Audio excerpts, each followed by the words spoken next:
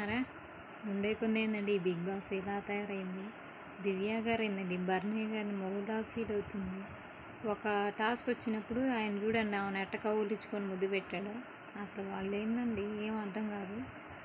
దివ్యను సుమన్ శెట్టి గారు కళ్యాణ్ని తీసేశారండి గేమ్లోంచి. పాపం కళ్యాణ్కి మోసం జరిగిందండి, అన్యాయం జరిగింది. కళ్యాణ్కి గేమ్ ఆడకుండానే తీసేశారండి, కావాలని ఫేవరిజం చేస్తున్నారండి.